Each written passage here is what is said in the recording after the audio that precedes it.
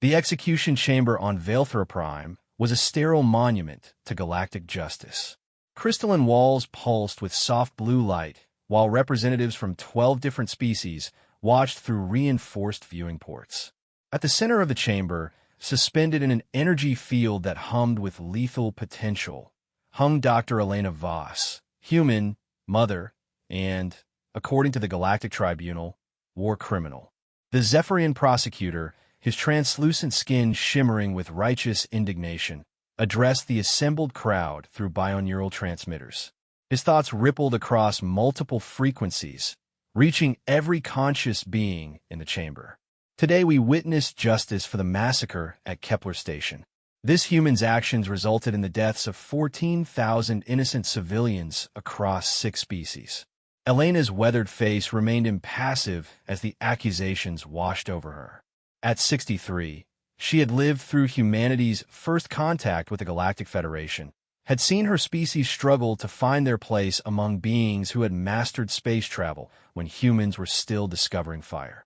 Her gray hair hung loose around her shoulders, and her hands, once steady enough to perform neural surgery on alien anatomy, trembled slightly in the energy restraints. The tribunal had been swift and merciless. 3 days of testimony, evidence presented in holographic detail, witness account from survivors who spoke through tears and trauma. The prosecution painted Elena as a terrorist who had sabotaged Kepler Station's life support systems during a diplomatic summit. The defense had been laughably inadequate, a junior advocate from the Centauri colonies who barely understood galactic law. What none of them knew, what Elena had never told them, was that her son Marcus was somewhere in the galaxy, and he was nothing like the scared human refugees who had first begged for Federation membership 40 years ago. The Vorthack judge, a massive creature whose carapace gleamed like polished obsidian, raised one of his primary arms. The chamber fell silent except for the whisper of recycled air and the distant hum of the station's massive engines. Elena Voss of Earth, you have been found guilty of genocide, terrorism, and crimes against sapient life. The sentence is death by molecular dissolution. Do you have final words? Elena lifted her head, and for a moment, something dangerous flickered in her brown eyes. She had spent her life healing others, had pioneered techniques that saved lives across multiple species. The irony was not lost on her that she would die branded as a killer. I have 2 things to say, she said, her voice carrying clearly through the translation matrix. First, I did not sabotage Kepler Station. I was trying to prevent what happened. She paused, letting that sink in. Several beings shifted uncomfortably. Second, you should have investigated who really wanted those diplomats dead, because when my son finds out what you've done here today, your neat little galactic order is going to burn. The prosecutor's skin flushed with angry amber light. Threats will not a threat, Elena interrupted. A prediction. Marcus, if you're listening to this recording, remember what I taught you about justice. Remember that mercy is strength, not weakness. But also remember that some things cannot be forgiven. The judge activated the dissolution field without ceremony. Elena Voss, mother and healer, vanished in a brief flash of light that left nothing behind but empty space and the lingering scent of ozone. The assembled witnesses began to file out, satisfied that justice had been served. None of them noticed the small monitoring device that had been observing from outside the station's sensor range. None of them knew that every word, every image, every molecular signature of the execution had been recorded and transmitted across the galaxy on quantum channels that the Federation couldn't monitor. And none of them had ever heard of Marcus Voss. 3 days after his mother's execution, Marcus stood in the observation deck of his ship, the Retribution, staring at the stars. He was 35 years old, 6 feet 4 inches of engineered muscle, and enhanced reflexes that made him faster than any baseline human had ever been. But the modifications went deeper than physical enhancement. Marcus was one of the first successful graduates of the Prometheus Project, humanity's secret answer to their disadvantage in a galaxy full of beings who were stronger, faster, and more numerous than they were. His skin was a map of scars from 100 battles. His eyes, once brown like his mother's, now held flecks of silver from the neural implants that connected him directly to his ship's systems. When he smiled, which was rare, it revealed teeth that had been replaced with titanium after a Krex warrior had tried to bite his throat out on Rigel 7. Marcus had spent the last 15 years fighting in wars that officially didn't exist. While the Federation congratulated itself on maintaining peace, human corporations hired him to settle disputes that never made it to galactic news feeds. Alien crime syndicates had learned to fear his name. Entire systems had changed hands because Marcus Voss had decided they should. He was very good at killing, and he had never particularly enjoyed it. That was about to change. "Captain," came a voice from behind him. Sarah Chun, his second-in-command, approached with careful steps. She had served with Marcus for 8 years and could read his moods better than anyone. "I've finished analyzing the execution footage. The energy signatures don't match Federation standard equipment." Marcus turned from the viewport. His expression was calm, almost serene, but Sarah saw something in his eyes that made her take an unconscious step backward. "Show me," he said quietly. The holographic display materialized between them, showing Elena's final moments from multiple angles. Sarah highlighted sections of the data with gestures, her augmented vision overlaying analysis directly onto the image. The dissolution field was definitely Federation tech, but look at these readings.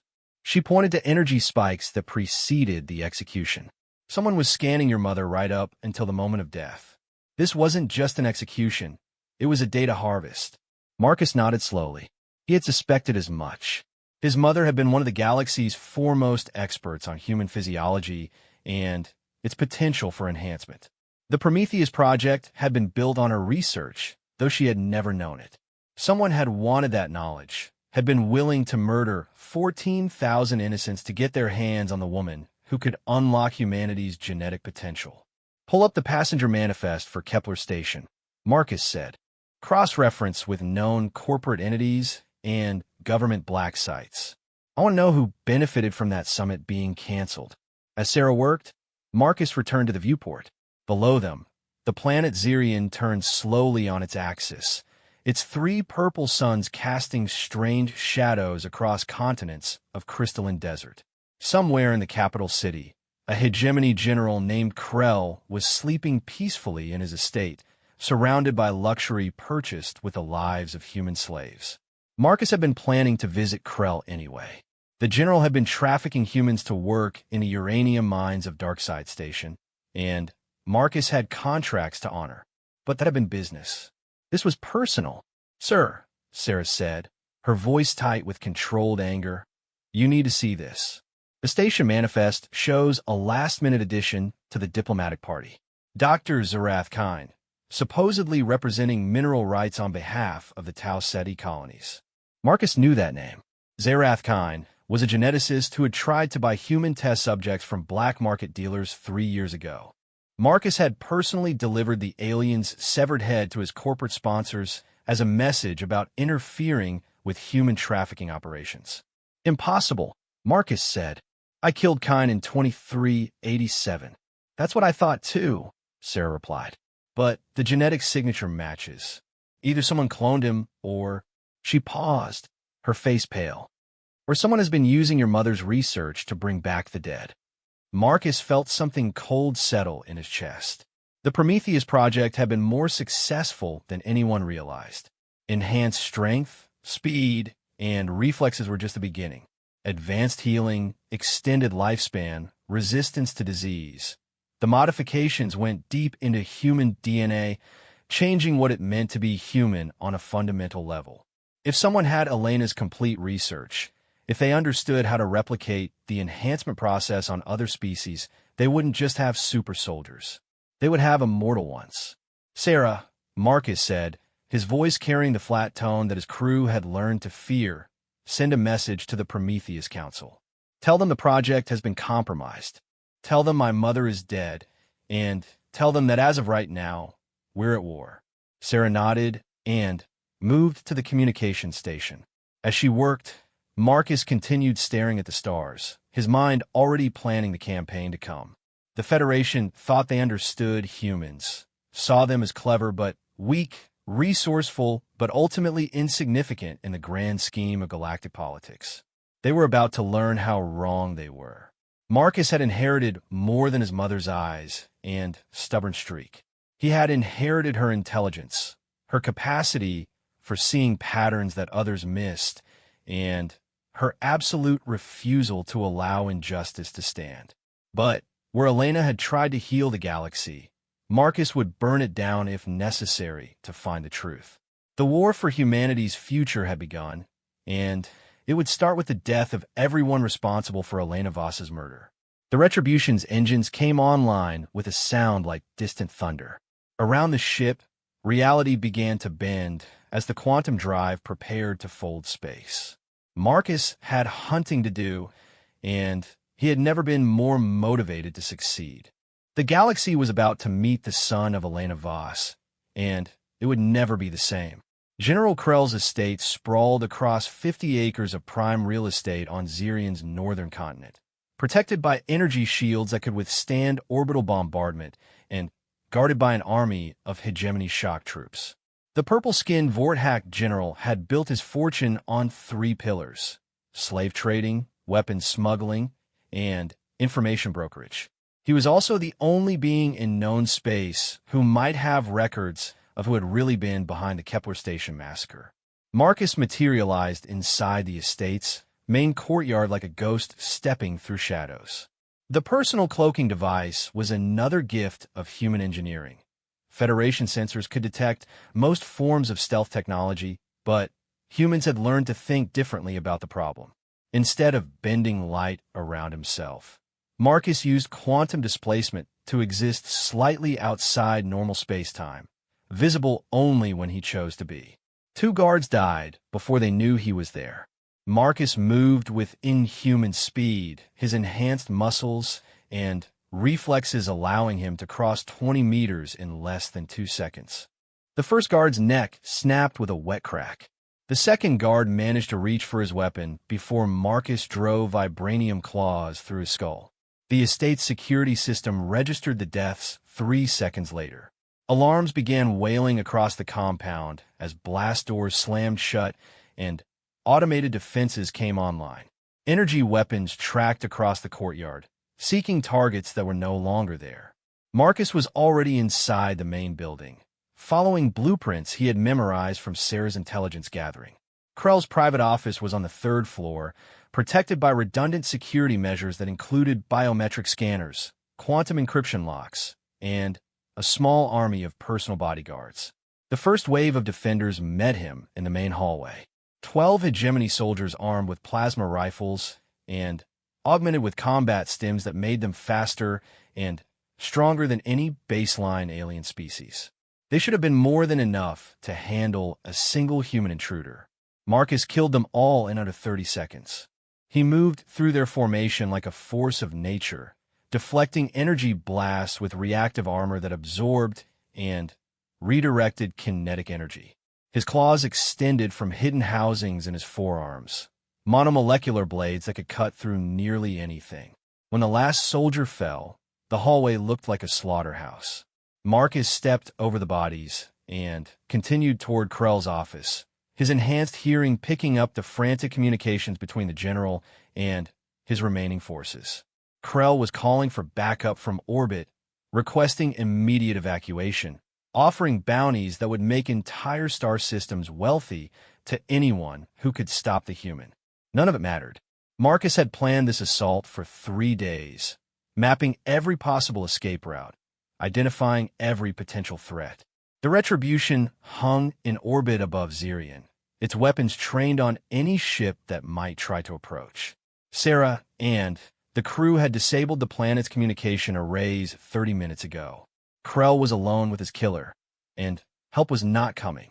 The blast door to Krell's office was made of reinforced durasteel capable of withstanding heavy artillery. Marcus placed his hand against the metal and activated the molecular disruptor implanted in his palm. The door simply ceased to exist, its atoms scattering into component particles that drifted away like glittering dust. General Krell stood behind his desk, a massive vorthack whose carapace was decorated with the skulls of enemies he had personally slain. 8 feet tall and armed with weapons that could level city blocks, he was one of the most feared beings in the Outer Rim. When he saw Marcus walk through the space where his door had been, he laughed, a sound like grinding stone. "The famous Marcus Voss," Krell said, his voice carrying through translation hardware. "I was wondering when you would come for me. Your reputation precedes you, human." Marcus moved further into the room, studying the alien with cold calculation. "Then, you know why I'm here. The slaves, yes. You have always been sentimental about your species." Krell's 4 arms moved with practiced ease, activating personal shields and drawing weapons. "But I think today you are here for different reasons. Something about your mother, perhaps." Marcus stopped moving. His expression didn't change, but the air in the room seemed to grow colder. "What do you know about Elena Voss?" Krell's laugh rumbled through the chamber. "I know that her death was expensive to arrange. I know that certain parties paid very well for information about her research. I know that the Kepler Station attack was necessary to get her into tribunal custody where she could be properly interrogated." The words hit Marcus like physical blows, but his training kept his emotions locked behind walls of discipline. "Who paid you?" "Now that would be telling," Krell said, raising his primary weapon, a plasma cannon designed to punch through starship armor. "Perhaps we can negotiate. Your mother's complete research data for your life. It seems a fair trade." Marcus moved. The plasma blast scorched the air where he had been standing, but Marcus was already inside Krell's reach. The general was fast for his size, but he had never faced an enhanced human at full combat capacity. Marcus's claws extended as he leaped, carrying him over the alien's guard and allowing him to land directly on Krell's back. The fight was brief and savage. Krell's secondary arms tried to grapple with his attacker while his primary hands brought weapons to bear. His carapace was tough enough to stop most handheld weapons, but Marcus's claws had been designed to penetrate any known armor. They sank deep between the plates, finding soft tissue underneath. Krell roared and spun, trying to throw the human off. Marcus held on and drove his other hand into the alien's neck, feeling the rush of arterial blood as his claws found their mark. The general staggered, his movements becoming sluggish as shock and blood loss took their toll. "The buyers," Marcus said, his voice calm despite being locked in mortal combat. "Give me names." Krell crashed to the floor, his massive frame shaking the entire room. Marcus rode him down, maintaining his grip on the alien's throat. "Consortium," Krell gasped, purple blood frothing at his lips. "Shadow." "Consortium. They have your mother's data. They have everything." Marcus knew that name. The Shadow Consortium was a myth among the criminal underworld, a rumored organization that operated beyond the reach of any government or law enforcement agency. If they existed, they were powerful enough to manipulate galactic politics while remaining completely invisible. "Where?" Marcus demanded, tightening his grip. "Nexus Station," Krell whispered. "Hidden in Andromeda Nebula. They're building an army with her research. Enhanced soldiers. Immortal killers." The general's eyes began to dim. "Your mother, she tried to stop them. That's why they had to kill her." Krell's body went limp. Marcus held his position for another 30 seconds, confirming the death before standing and surveying the carnage around him. The general's office was filled with trophies from a lifetime of violence and exploitation. Skulls from dozens of species lined the walls. Weapons and armor from conquered enemies were displayed like art. Marcus found what he was looking for in Krell's personal safe. Encrypted data cores containing the general's complete records of every transaction he had ever made. The Shadow Consortium had been careful, but Krell was a paranoid creature who had kept detailed records of everyone who had ever paid him for information. As Marcus downloaded the files, he felt a familiar weight settling on his shoulders. His mother had died, trying to stop something much larger than a simple assassination. The Shadow Consortium wasn't just interested in human enhancement research. They were planning something that required an army of enhanced soldiers, something that would threaten the entire galaxy. The communications array crackled to life as Sarah's voice reached him from orbit. "Marcus, we've got company." 3 Federation cruisers just dropped out of hyperspace. Someone called for help. Marcus smiled grimly as he finished the download and prepared to leave Krell's estate. The Federation response was faster than he had expected, but it didn't matter. He had what he needed, and the Retribution was more than capable of handling 3 cruisers. "Sarah, execute Departure Protocol 7. Maximum acceleration the moment I'm aboard." "Copy that." "Marcus, the data we intercepted from Krell's communications before you silenced him. You're not going to like it." Marcus paused at the shattered remains of the office door. "Tell me, the Shadow Consortium didn't just take your mother's research. They took her body." The words hit Marcus like a physical blow. He had assumed that Elena's molecular dissolution had been complete, that nothing remained of the woman who had raised him and taught him to value life above all else. The idea that her remains had been harvested for research filled him with a rage that threatened to overwhelm his enhanced emotional controls. "How long do we have before the cruisers reach weapons range?" he asked, his voice flat and deadly calm. "For minutes. That's plenty of time." Marcus activated his cloaking device and began moving toward the estate's main exit. Behind him, Krell's body lay in a spreading pool of purple blood, and the General's criminal empire began its collapse as news of his death spread across the sector. But Marcus was already thinking ahead. Nexus Station in the Andromeda Nebula was 2 weeks away, even with the Retribution's advanced drive systems. 2 weeks to plan an assault on a facility that might not even exist, protected by enemies who commanded resources that dwarfed anything the Federation could bring to bear. 2 weeks to prepare for a war that would either save the galaxy or destroy it. As he reached the courtyard where his transport waited, Marcus looked up at the purple sky and thought about his mother. Elena Voss had dedicated her life to healing and protecting others. She had died believing that her research would never be used to cause harm. Marcus would make sure that belief became reality, even if he had to burn down the Shadow Consortium and everyone associated with it. The Federation cruisers were closing fast, their weapon systems powering up as they prepared to capture or kill the human responsible for General Krell's death. They would find only empty space and the smoldering remains of a criminal empire. Marcus Voss was done hiding in the shadows. The hunt for his mother's killers had begun in earnest, and nothing in the galaxy would stop him from seeing it through to the end. The Andromeda Nebula was a graveyard of dead stars and shattered worlds, a region of space so hostile that most species avoided it entirely.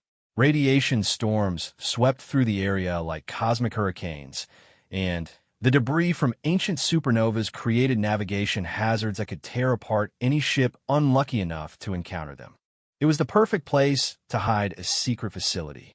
Marcus stood in the Retribution's command center, watching sensor data stream across holographic displays as his ship moved deeper into the nebula's chaotic embrace.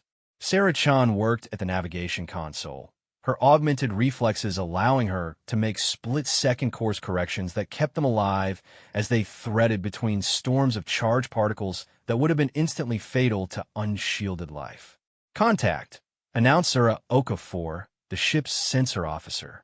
"Bearing 27 Mark IV. It's massive, easily 10 times the size of a Federation battle station." The holographic display shifted to show their destination. Nexus Station hung in the void like a metallic spider, its arms extending outward into the nebula's chaotic energy fields. The station was clearly built for more than simple research. Weapons platforms studded its hull, and defensive screens flickered around critical sections. This was a military installation disguised as a research facility. "Life signs?" Marcus asked. "Thousands," Zara replied, her voice grim. "Multiple species, but the energy signatures are wrong. Enhanced. Modified. Sir, I think they're all enhanced beings like you." Marcus felt a chill run down his spine. His mother's research had been designed to improve human capabilities, to give a species a fighting chance in a galaxy full of beings who were naturally stronger and faster. If the Shadow Consortium had applied that research to other species, aliens who were already superior to baseline humans. They would have created an army of beings more dangerous than anything the galaxy had ever seen. "How many ships are docked?" he asked. "None visible, but there are massive hangar bays. They could be hiding a fleet inside the station itself."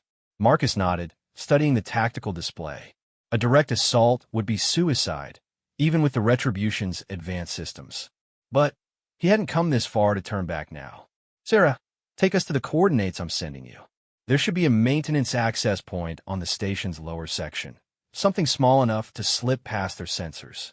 "Marcus," Sarah said, turning from her console, "this is insane. We don't know how many enhanced soldiers are on that station. Even with your abilities, you can't fight an entire army."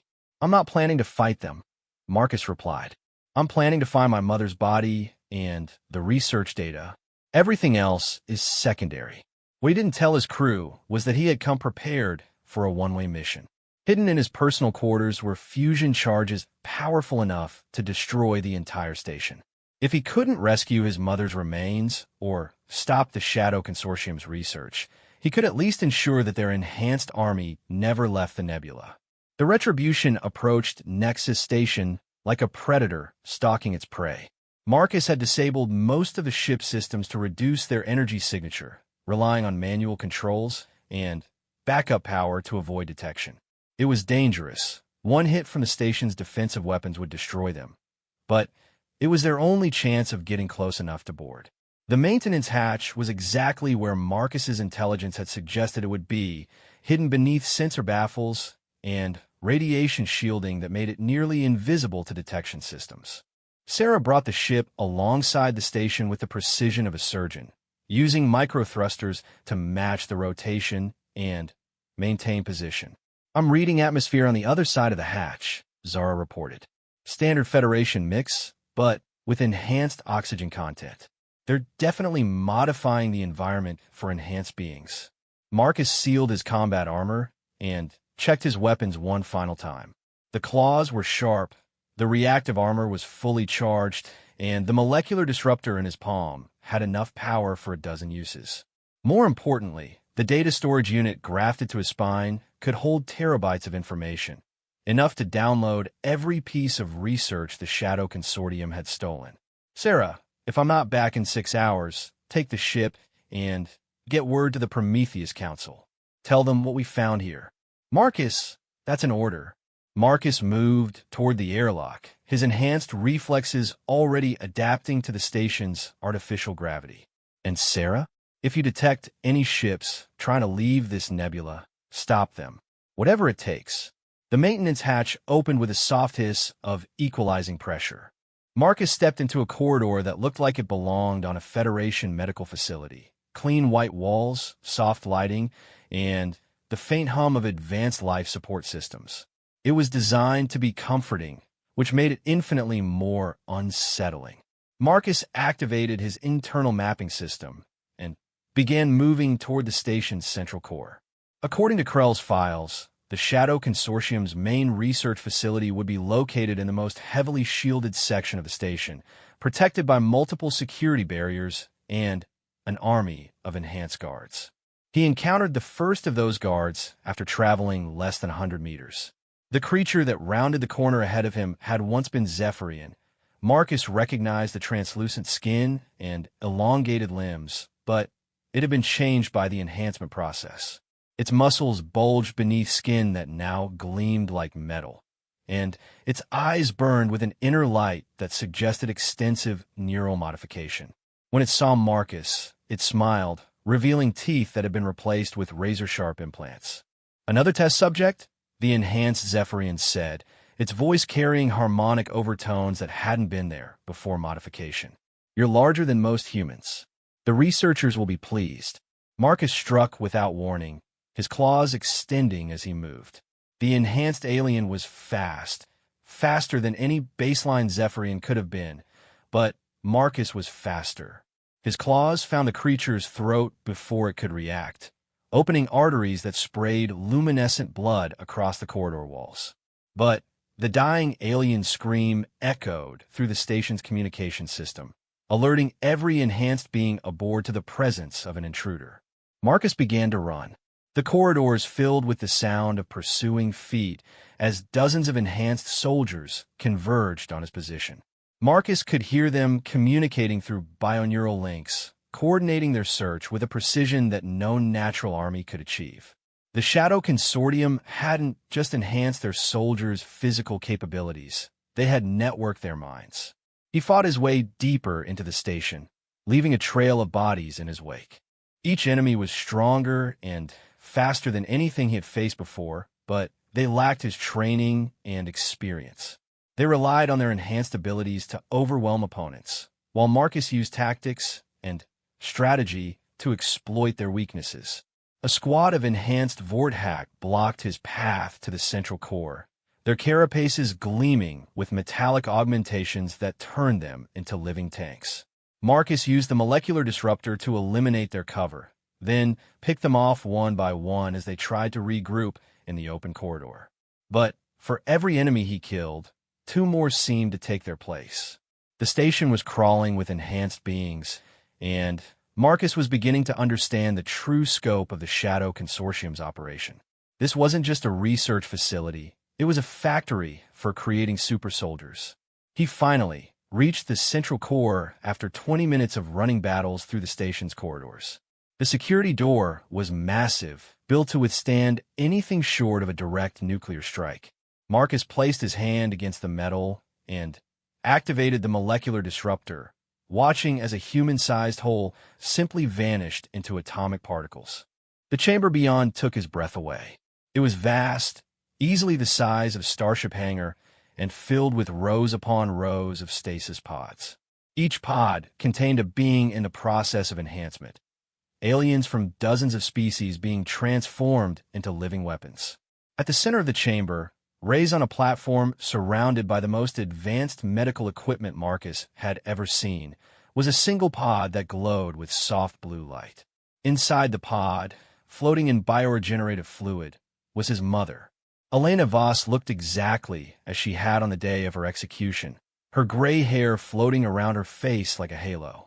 But Marcus could see the changes the Shadow Consortium had made to her body, neural implants that gleamed beneath her skin, genetic modifications that enhanced her already considerable intellect, and life support systems that kept her brain active even while her body remained in stasis. They hadn't just stolen his mother's research. They had turned her into a living computer, using her enhanced brain to process and improve their enhancement techniques. Marcus approached the pod with hands that shook despite his enhanced emotional controls. Elena's eyes were closed, but neural activity monitors showed that her mind was active, processing information at speeds that would have been impossible for a baseline human.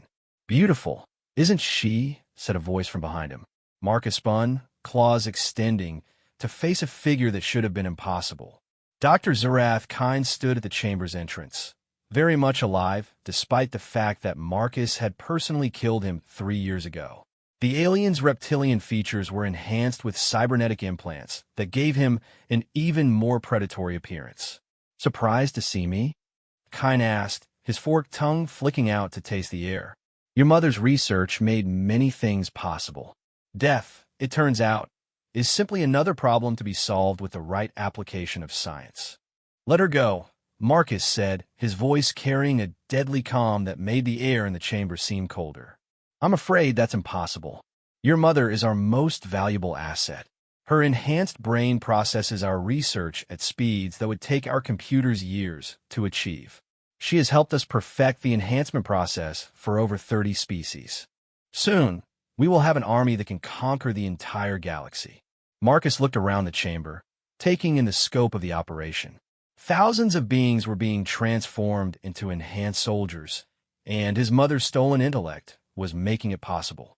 The Shadow Consortium wasn't just planning to sell enhanced soldiers. They were planning to use them to replace every government in the galaxy.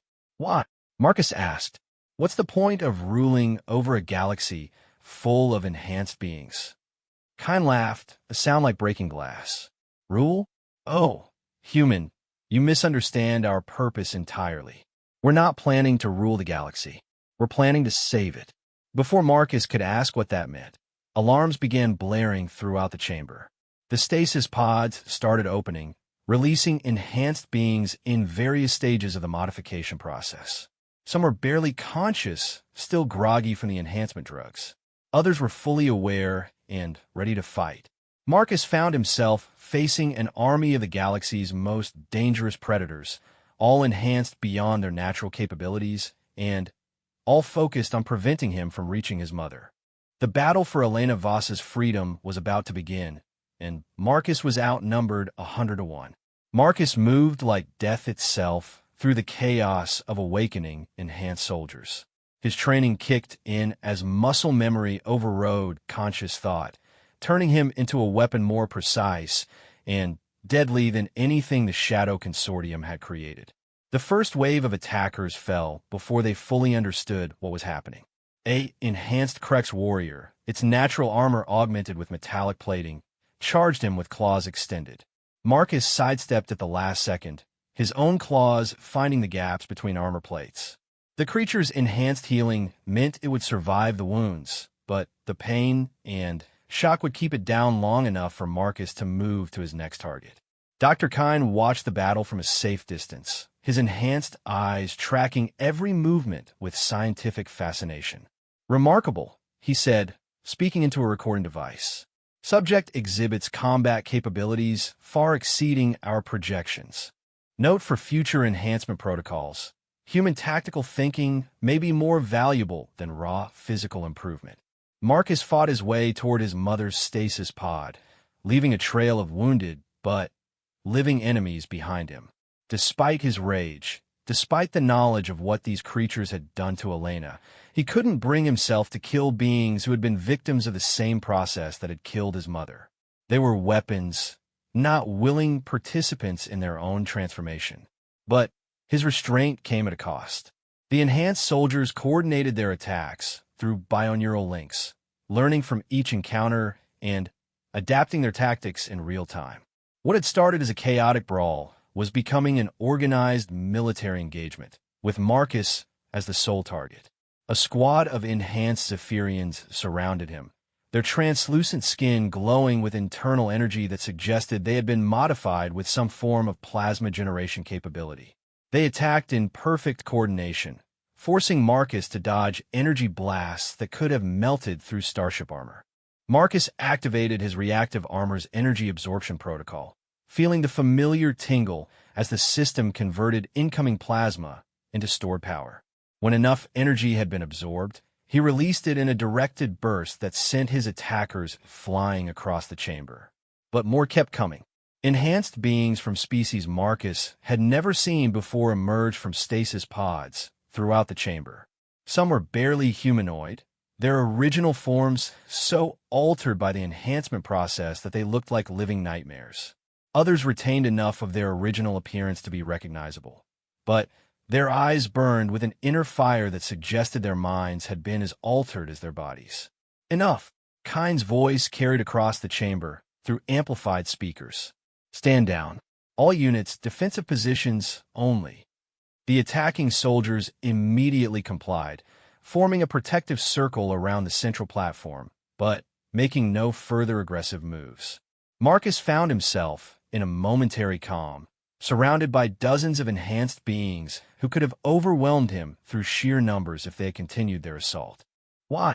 Marcus asked, his breathing controlled despite the exertion of fighting his way across the chamber. "Because you're not the enemy," Kine replied, moving closer to the platform.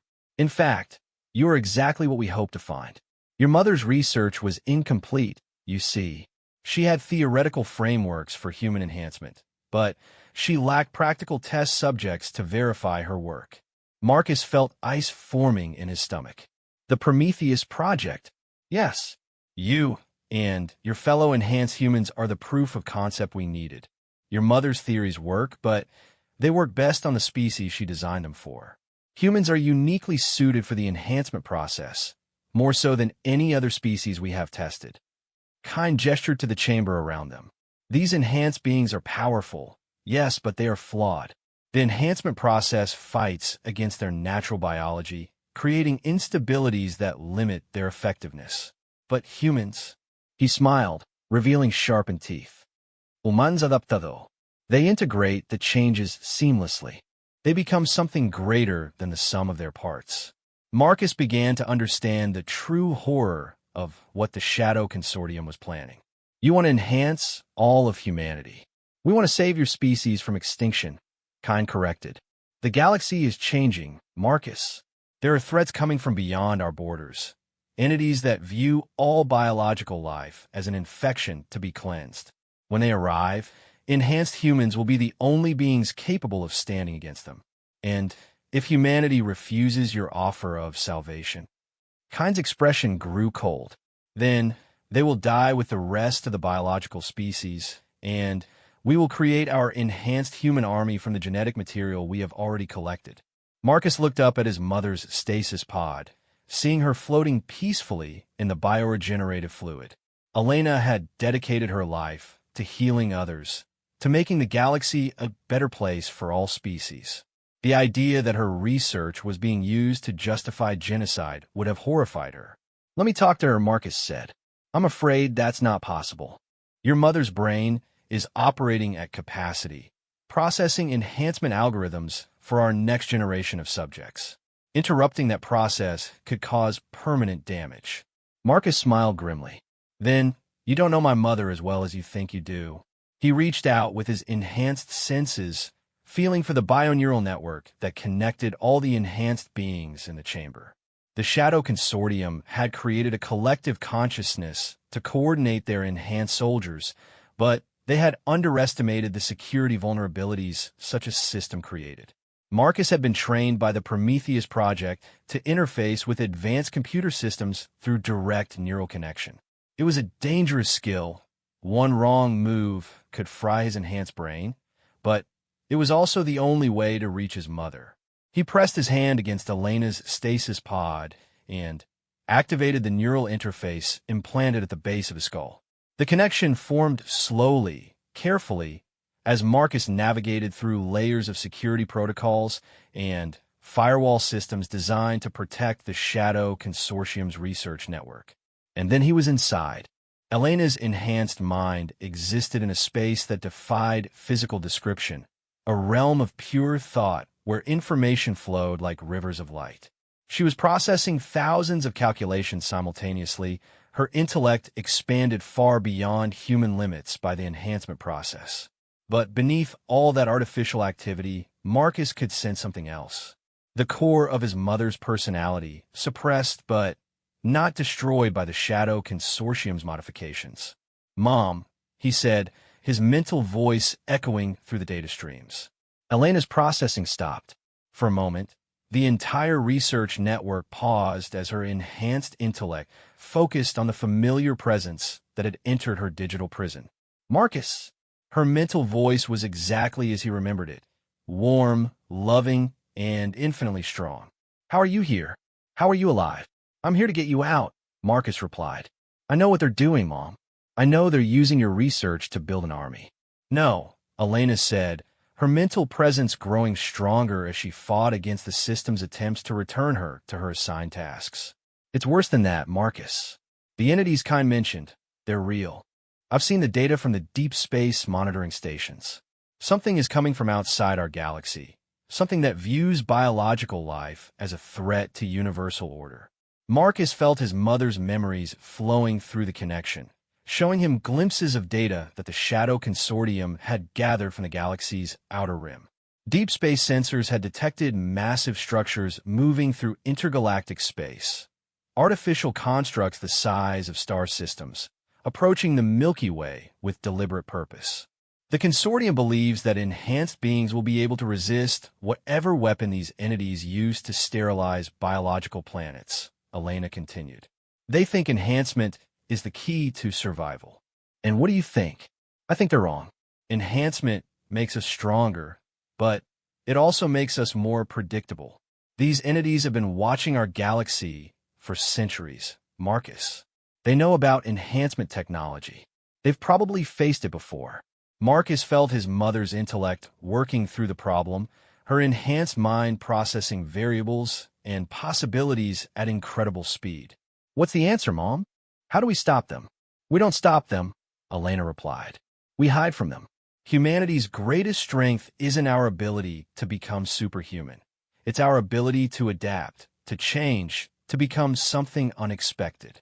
The enhancement process creates superior individuals, but it also creates a pattern that can be detected and countered.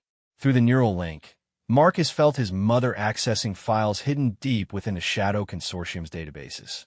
Research that Kine and his colleagues didn't know existed, theoretical frameworks that Elena had developed during her captivity. "I've been working on something," she said. "A different kind of enhancement, not to make us stronger or faster, but to make us invisible, to hide our biological signatures from any form of detection. If I'm right, we can make humanity disappear from the galaxy entirely and re-emerge when the threat has passed." Exactly. But, Marcus, the process requires willing subjects. It can't be forced the way the Shadow Consortium has been forcing their enhancements. Every human would have to choose to undergo the procedure. Marcus understood the implications immediately. Elena's plan would save humanity, but it would require the entire species to trust in her research and undergo an enhancement process that would fundamentally change what it meant to be human. "How long do we have?" he asked. "According to the deep space data, the entities will reach our galaxy within 50 years. Enough time to prepare if we start now."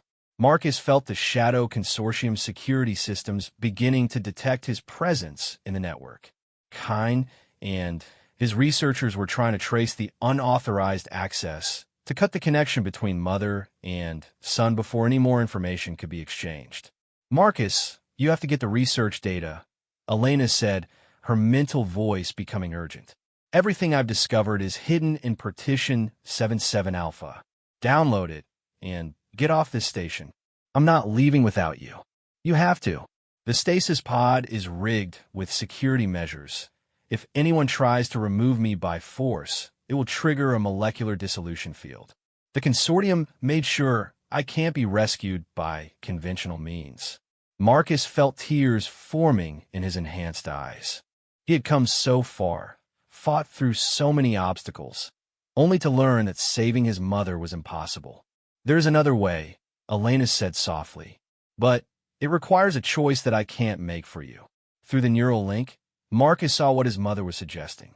The Shadow Consortium's research network was connected to every system on the station, including life support, weapons, and the nuclear reactor that powered the entire facility.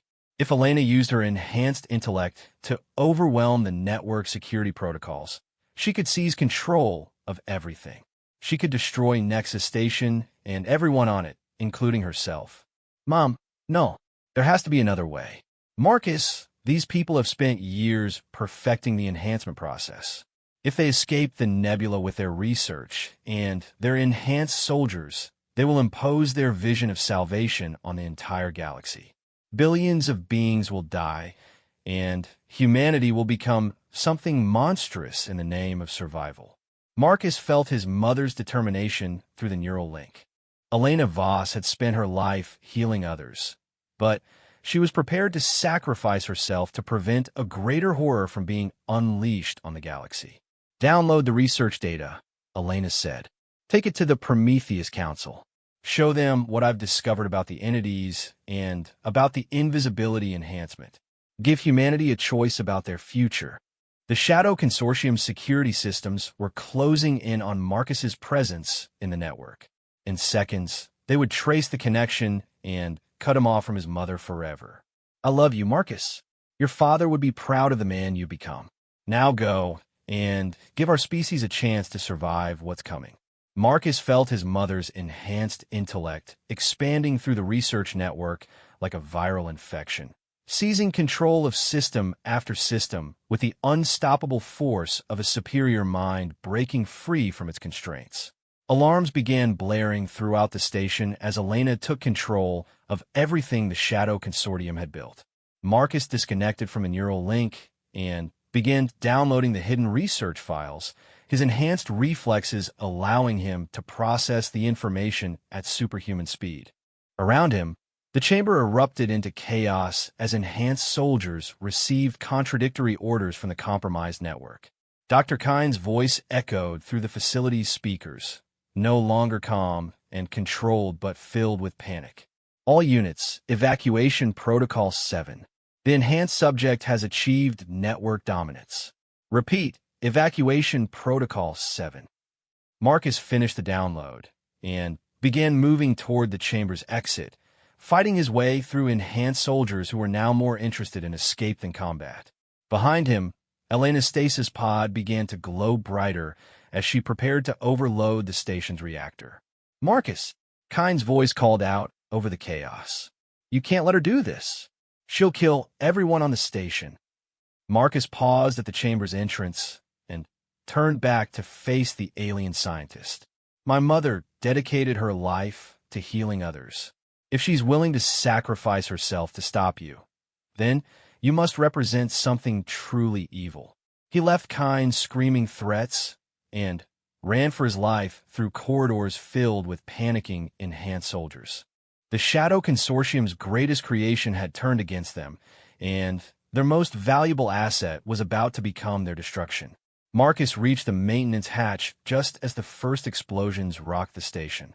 Elena had begun overloading secondary systems, building toward the reactor overload that would destroy everything the Shadow Consortium had built.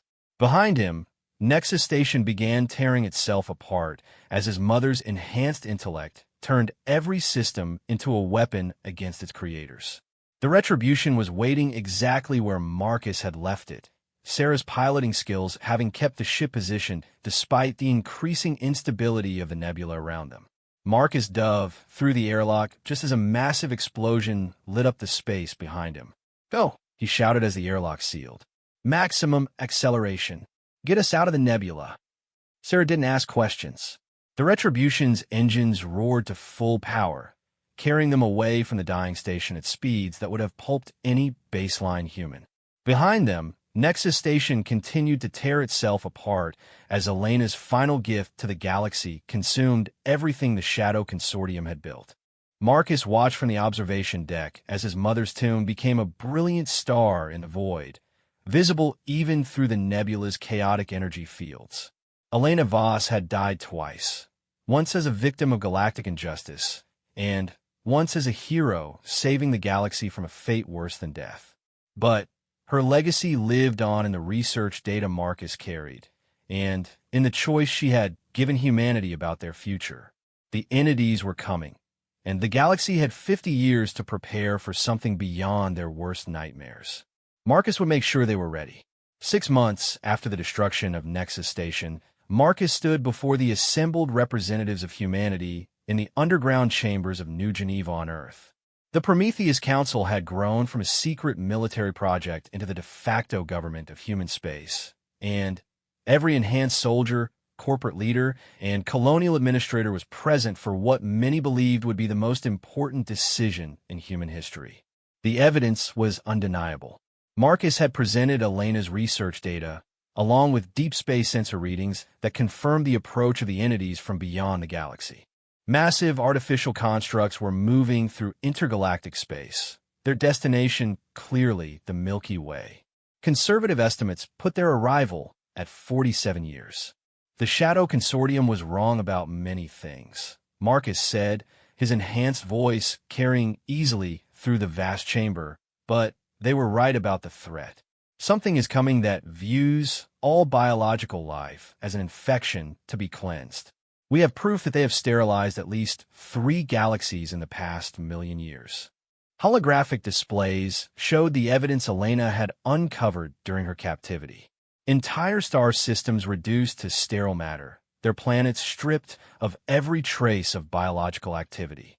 The entities were thorough, systematic, and apparently unstoppable. Director Sarah Chun, now head of the Prometheus Council's Intelligence Division, stepped forward to address the assembly. "The question before us is not whether the threat exists. The evidence for that is overwhelming. The question is how humanity chooses to respond." The chamber erupted in arguments that had been raging for months.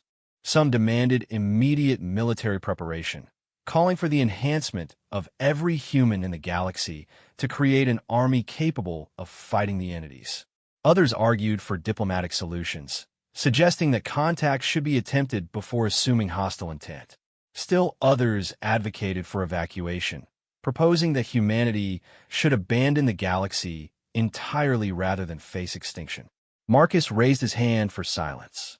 When the chamber quieted, he activated a new holographic display, one that showed his mother's final research project. Elena Voss discovered a third option, he said. Not enhancement for war, not diplomacy with entities that have already committed genocide on a galactic scale, and not running away to become refugees in someone else's space. She found a way for humanity to become invisible. The display showed complex genetic and technological schematics that represented years of theoretical work. Elena had envisioned an enhancement process that wouldn't make humans stronger or faster, but would instead mask their biological signatures from any form of detection. The process requires modification of human DNA at the cellular level, Marcus explained. Enhanced beings would appear to be nothing more than sophisticated artificial constructs to any scanning technology. To the entities, an enhanced human would be indistinguishable from a robot or computer system. Dr. Elizabeth Morrison, one of the few baseline humans on the Prometheus Council, stood to ask the obvious question. What are the risks? What would this process do to human consciousness, to our fundamental nature as a species? Marcus looked directly at her as he answered. We don't know. The research is theoretical. It could work perfectly, allowing enhanced humans to live normal lives while remaining invisible to entity detection systems. Or it could fundamentally alter human psychology in ways we can't predict. The chamber fell silent as the implications sank in. Elena's plan would require every human in the galaxy to undergo an enhancement process that might change them in ways that couldn't be undone. It was a gamble with the future of the entire species. Admiral Chun, Sarah's father and commander of the Human Defense Fleet, spoke from his position at the center of the assembly. What about those who refuse? What about baseline humans who choose not to undergo the enhancement? Marcus had dreaded this question, but he answered honestly. According to my mother's research, the invisibility enhancement only works if it's universal. A single unenhanced human would create a biological signature detectable by entity scanning systems. The entities would investigate any anomaly, potentially exposing the entire hidden population. The implications were clear and terrible. Elena's plan required the participation of every human being in the galaxy. Those who refused would have to be isolated, relocated, or eliminated, said a voice from the back of the chamber. Commander Torres, one of the most enhanced soldiers in the Prometheus project, stepped forward. The math is simple. The survival of the species requires the cooperation of every individual. Those who refuse to undergo enhancement become a threat to everyone else. The chamber erupted again as the moral implications of the plan became clear. Humanity could save itself and the entities, but only by forcing every human to undergo an irreversible enhancement process or face elimination as a threat to species survival. Marcus felt the weight of his mother's legacy pressing down on him. Elena had died believing that her research would give humanity a choice about their future, but the reality was more complex. The choice was between guaranteed extinction and possible salvation at the cost of everything that made humanity human. There is another option, said a new voice from the chamber's entrance. The assembly turned to see a figure in traditional Federation diplomatic robes entering the chamber. But this wasn't an alien diplomat. It was Dr. Alan Reeves, Elena's former research partner, and one of the galaxy's leading experts on genetic enhancement. Dr. Reeves, Marcus said, surprised. I thought you died in the Kepler Station attack. I was supposed to, Reeves replied, moving toward the center of the chamber. The Shadow Consortium arranged for certain individuals to be evacuated before their false flag operation. They wanted to recruit me for their research program. Reeves activated his own holographic display, showing genetic sequences that were similar to Elena's work, but subtly different. I've spent the last 6 months developing an alternative to Elena's invisibility enhancement. Instead of hiding human biological signatures, we can alter them. The display showed an enhancement process that would change human DNA to mimic the genetic patterns of artificial life forms that already existed in the galaxy. Synthetic beings created by ancient civilizations, robots that had achieved consciousness, artificial intelligences that had built their own mechanical bodies. The entities don't attack artificial life, Reeves explained. They seem to recognize a fundamental difference between biological evolution and technological development. If we can make ourselves appear to be artificial rather than biological, we can survive without hiding. Marcus studied the new research data with growing excitement. Reeves' approach was elegant. Instead of becoming invisible, humanity would become something the entities didn't see as a threat. What are the trade-offs? Dr. Morrison asked. Enhanced humans would lose the ability to reproduce naturally, Reeves admitted. Reproduction would require technological assistance, similar to how artificial beings create new individuals. But consciousness, personality, and fundamental human nature would remain unchanged. The chamber buzzed with discussion as representatives debated the merits of both approaches. Elena's invisibility enhancement preserved biological humanity, but required universal participation and carried unknown psychological risks. Reeves' artificial mimicry preserved human consciousness, but would fundamentally change the nature of human reproduction and population growth. Marcus realized that the choice facing humanity was even more complex than his mother had imagined. There weren't just two options, there were multiple paths, each with different costs and benefits. Vote, he said suddenly, his enhanced voice cutting through the discussion. The chamber fell silent again. Admiral Chen leaned forward in his chair. Vote on what exactly? On whether we make the choice for our species or let our species make the choice for themselves, Marcus replied. The Prometheus Council represents the enhanced human population, but there are billions of baseline humans throughout the galaxy who haven't been consulted about their own future. Dr. Morrison nodded slowly. You're suggesting a species-wide referendum. I'm suggesting we honor what my mother died for, the right of every human to choose their own fate.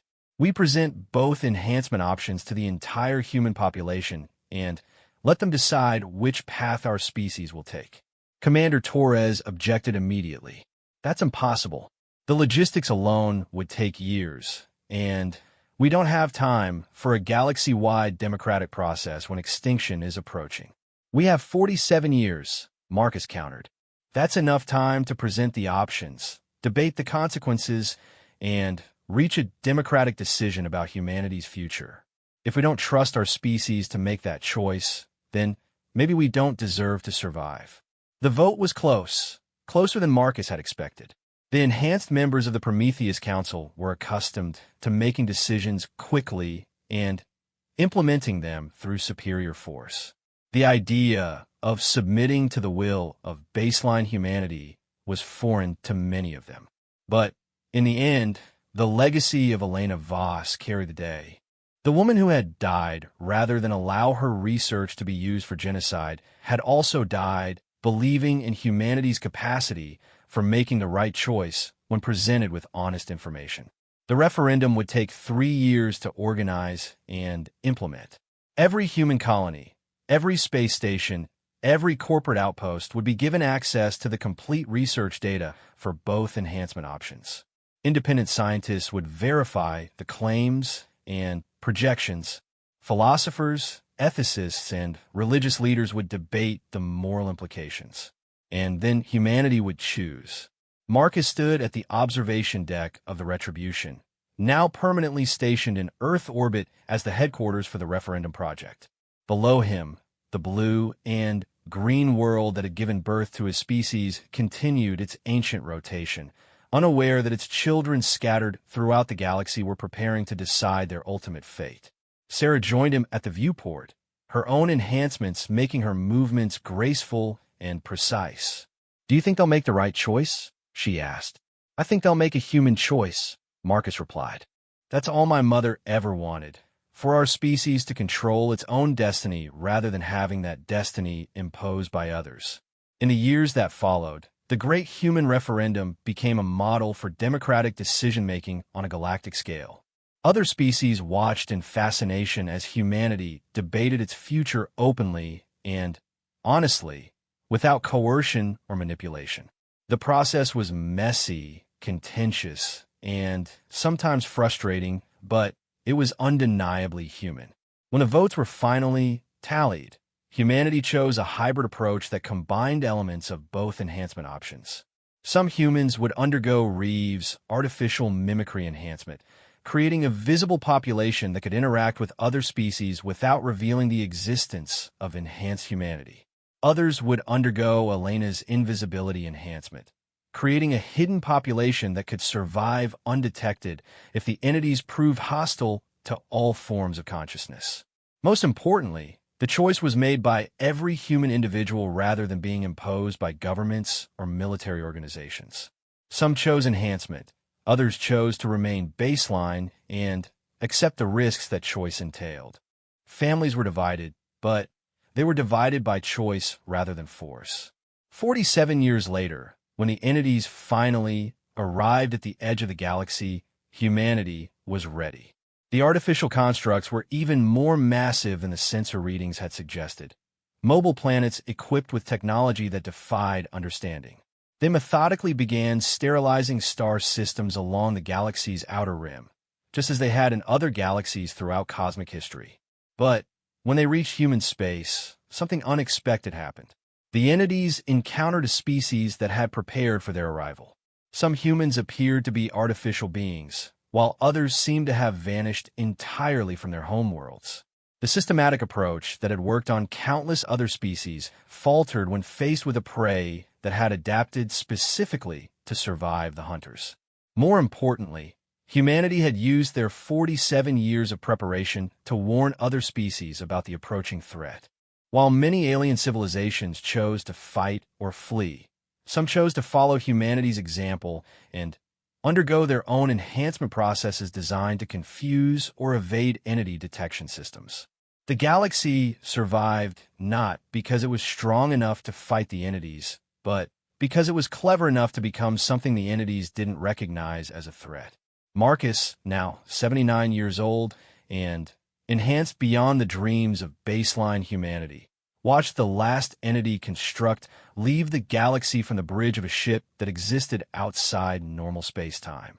His mother's research had grown beyond her wildest imagination, creating forms of human consciousness that could exist in multiple dimensions simultaneously.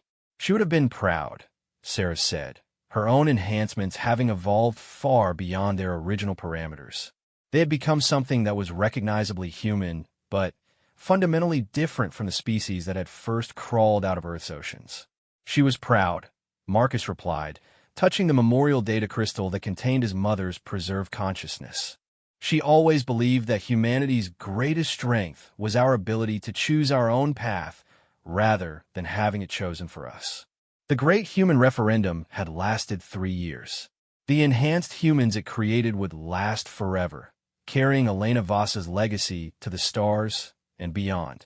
In choosing their own fate rather than having it imposed by others, humanity had not only saved themselves, they had shown the galaxy that survival and free will were not mutually exclusive. The entities continued their journey through intergalactic space, seeking new galaxies to sterilize.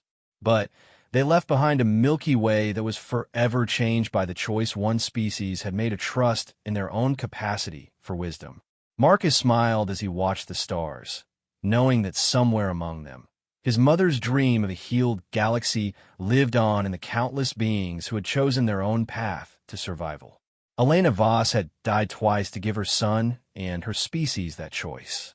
It had been worth every sacrifice.